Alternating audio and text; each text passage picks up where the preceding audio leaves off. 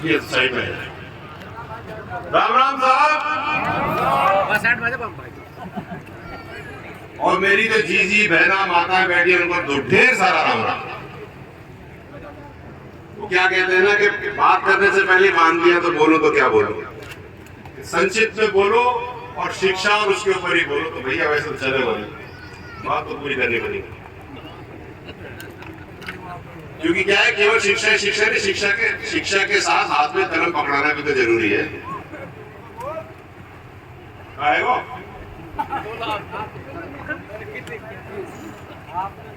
आप सबको मेरा प्रणाम। मैं आज बहुत खुश हूं कि आप सबने मिलकर के और ठेकेदार जी ने मिलकर के आज ये इतना बड़ा आयोजन किया। बहुत खुश हूं मैं। लेकिन थोड़ा सा दुख भी है, देखो थोड़ा दुख मेरा निजी है कि मुंडिया का नाम एक ही बार आया। मुंडिया मेरे गांव का नाम एक ही बार आया मेरे सामने, मंजीपुरा तक आगे चले गए लेकिन मुंडिया नहीं पहुंचे। ये कर्नल साहब के खुद के गांव के लिए एक चुनौती है कि अगली बार हो तो नाम आना चाहिए। और जो जो गांव छूट गए इस पूरे आयोजन में और प्रोत्साहन लेने में, उन गांव के लोगों के लिए भी एक चुनौती है कि आया क्यों नहीं नाम, सोचना पड़ेगा। क्योंकि जब तक हर एक गांव का व्यक्ति आगे आएगा नहीं, हर एक बच्चा आगे गांव से बढ़ करके नहीं आएगा तो गांव आगे नहीं बढ़ पाएगा। इसलिए इसको हमको खुद के लिए चुनौती लेके चलना पड़ेगा। मैं बहुत खुश हूं।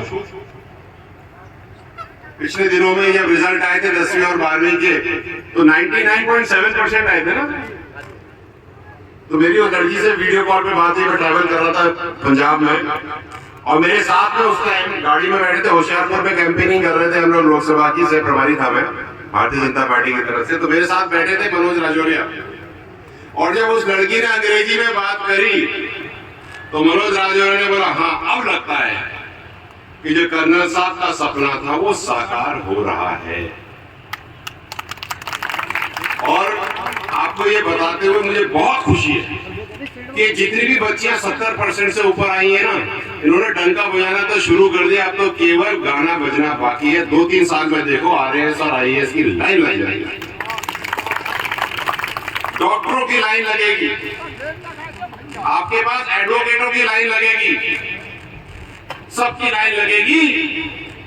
लेकिन उन लड़कों की लाइन नहीं लगेगी जो पिछले 3 साल से मोबाइल फोन में फंसे पड़े, उनकी लाइन नहीं लगेगी साहब। इसलिए आप लोगों को मैं हाथ जोड़ करके कहो तो पैर पकड़ लूं, लेकिन यादें दूर रखो भैया, ये टेढ़ी चीज है। और जो नव दंपत्ति है ना, जिनके छोटे छोटे लग रहे हैं 3 साल के 4 साल के, और जब उनको बच्चा रोता है तो फट से पकड़ा देते हैं, देख कार्टून, अपना भविष्य तुम खत्म कर रहे हो, बिल्कुल खत्म कर रहे हो। जब वो 10 साल का होगा तुम्हारी सुनेगा ही नहीं, उठ के गाली और देगा तुमको, क्योंकि उसको लत लग जाएगी। हम कहते हैं स्मैक की लत गलत है, भांग की लत गलत है, दारू की लत गलत है, और तुम अपने हाथों से अपने बच्चे को बोले ले मर। सोचने वाली, ये सोचने वाली बात है। और जो युवा हैं और जो दादा दादी हैं उनको भी समझना पड़ेगा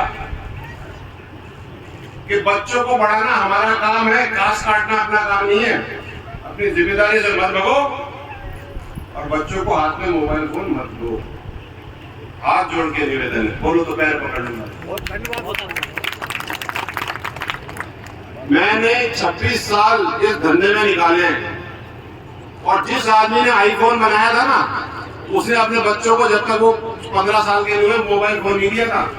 अरे जिसने बनाया उसने नहीं दिया तो तुम क्यों दे रहे, बावले क्यों हो रहे हो?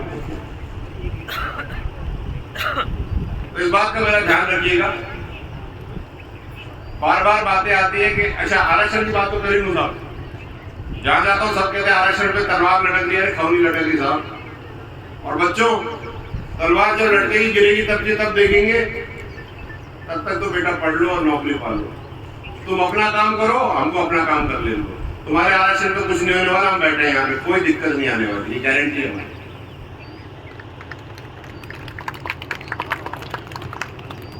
एक और चीज आखिरी में जाते जाते, लड़कों तुम नहीं पढ़ोगे ना तो छोरियां आगे निकल जाएंगी, फिर मत कहना मेरा ब्याह नहीं हो रहा। निकली नहीं है आगे ना, मेरी बात ध्यान रखना, फिर मत कहना कि मेरा ब्याह नहीं हो रहा, क्योंकि भैया मैं तो नहीं होने दूंगा कि जो डॉक्टर नहीं है वो कंपाउंडर से ब्याह है, डॉक्टर नहीं तो डॉक्टरनी से ब्याह है। मेरी बात कान कर लेना, क्योंकि ये बात मेरी नहीं है। मैं किसी व्यक्ति को, आप भी किसी व्यक्ति को नीचे नहीं बिठाओगे, ऊपर ही बिठाओगे। तो ऊपर बिठाने के लिए सबको साथ में जोड़ो। एक हल में या एक गाड़ी में एक बड़ा टायर और छोटा टायर नहीं हो सकता साहब। समतल गाड़ी तो तभी चलती है दोनों टायर बराबर हो, नहीं तो ऊंची ऊंची गाड़ी खराब हो जाती है। और शादी के बाद दाम्पत्य जीवन में दोनों पहिए बराबर के चाहिए। यहाँ पे सरकारी नौकरी में कितने साहब कोई है बैठे? है बैठे क्या? अभी 5% लगे हुए कोई है? अगर है तो ठीक, नहीं है तो ठीक।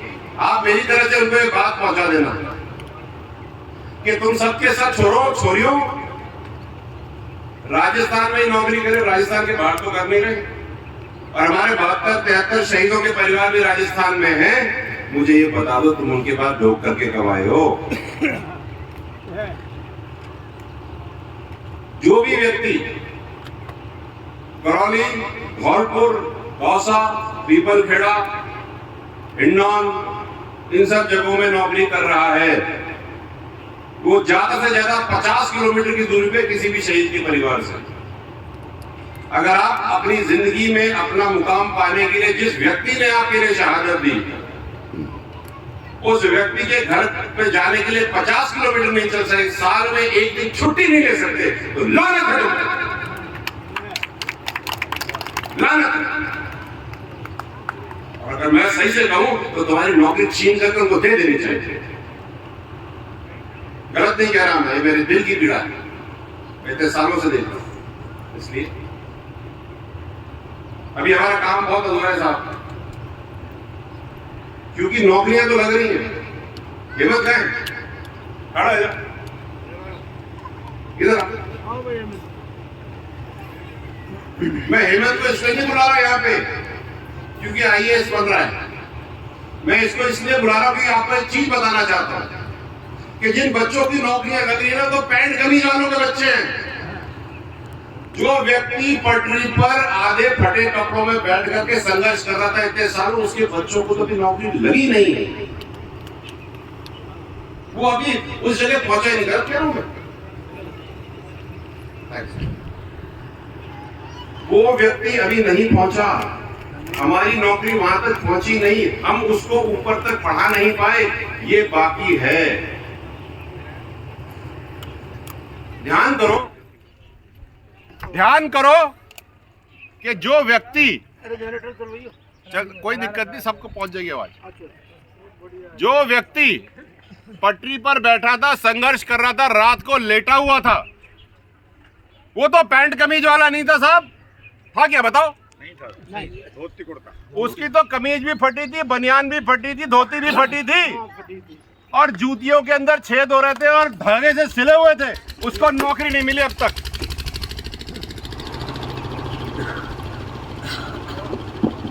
उसको अभी तक नौकरी नहीं मिली, उसके बच्चों को नौकरी नहीं मिली, उसका बच्चा अभी तक वहां नहीं पहुंचा जहां पहुंचाना था। कर्नल साहब की टीस ये थी कि यार वो आखिरी वाला आदमी कब पहुंचेगा, मेरा तो साथ लग करके उसने किया। सही बात है कि नहीं है? तो अभी उसके लिए काम करना बहुत बाकी है, बहुत बाकी। इसलिए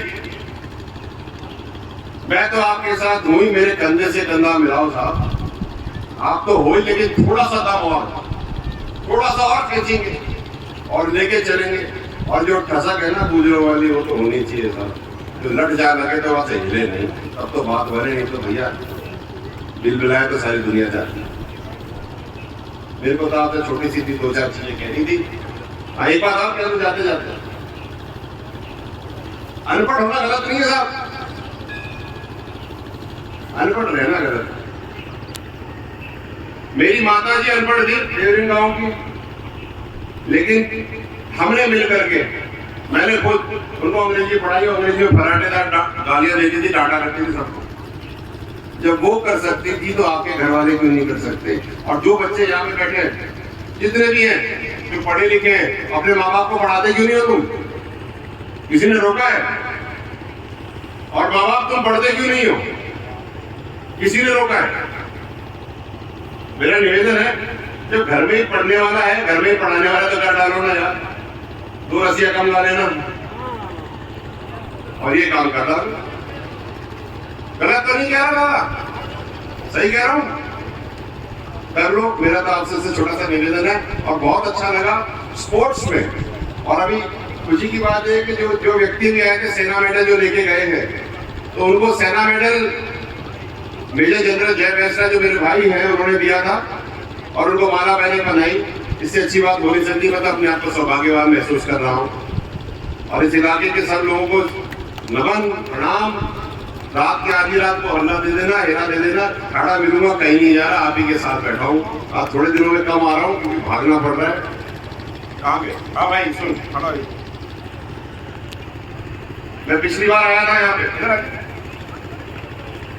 मैं पिछली बार आया था तो गुडला में अपनी पंचायत हुई थी साहब, तो वहां ये बात उठी थी कि यार पकड़ थोड़ी कम है, तो एमएलए साहब को कह दीजिए कि ठाड़े रहे लोगों के संग, तो हमें ठाड़ो रहना पड़ेगा। ठीक है? एक आदमी की माथे पे, गुजरों पे पसीना नहीं आना चाहिए, उनको पहुंचने हमको आना पड़ेगा सर। ठीक बात है? ठीक बात है, जोर से बोल। ठीक बात है, मैं तैयार हूं इनके लिए। कह रहा नहीं? ठीक है। मेरे फोन करे साहब, मेहनत कर रहा हूं, फोन कर रहा हूं। इनकी मेहनत में हमको इनको मेहनत देनी है, हमको इनको ताकत देनी है, जिससे कि इनकी ताकत बढ़े, पीछे से नहीं आगे बढ़ के मदद।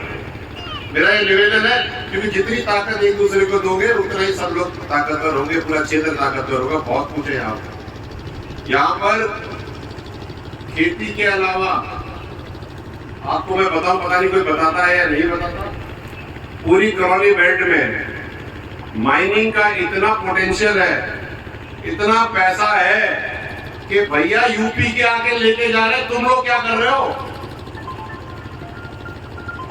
सही कह रहा हूं?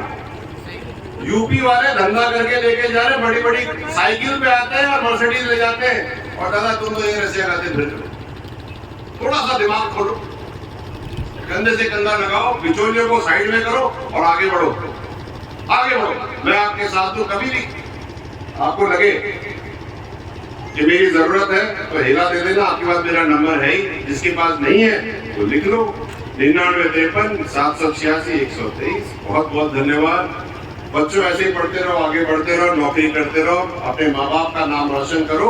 और एक नमन उन माँ बापों को जिन्होंने अपने बच्चों को अपना पेट काट काट कर पढ़ाया और उन्होंने अब ये सर्टिफिकेट और ये मेरिट लेकर आया। तो आप सबको मेरी तरफ से बारंबार नमन, बहुत बहुत धन्यवाद। राम राम साहब। ऐसा है, आज तो प्रतिभा सम्मान समारोह था, दोबारा कभी आओ, घंटा कुश्ती लड़ेंगे, राजनीतिक भाषा का लड़ेंगे। नहीं करेंगे साहब। और मैं विजय वैसला साहब से, विश्वेंद्र जी से, हेमंत जी से और सभी सम्मानित अतिथियों से निवेदन करूंगा, एक 10 मिनट और लेंगे। पिछले साल 1.5 साल में जो कर्म